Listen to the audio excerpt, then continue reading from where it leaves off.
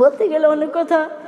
তোমরা অনেকক্ষণ ধরে বসে আছো গরমের মধ্যে, কি বলবো, অনুভূতি যেখানে গভীর, বাসা সেখানে আছো।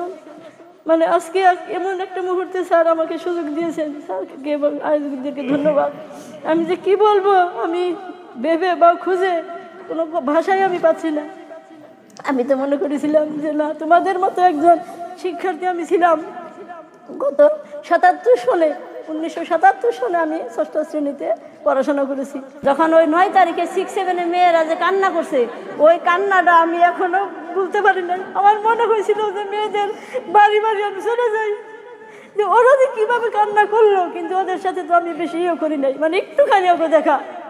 তখন ওই কান্নাটা স্যার আমার কানে এখনো মানে বাজতেছে, যে ওরা আমার সাথে কীরকম কান্নাটা ওরা আমার জন্য কান্না করলো। আমিও কিন্তু কান্না ধরে রাখতে পারলাম না। কাজে আশা করি তোমরা কি করবা, ভালোভাবে লেখাপড়া করবা, সব সময় স্যারদের কথা শুনবা, সেটাই হলো কথা। স্যারদের কথা শুনলে, তাদের কথা মতো চললে তোমাদের জীবন কি হবে, সুন্দর হবে, অনেক সুন্দর হবে।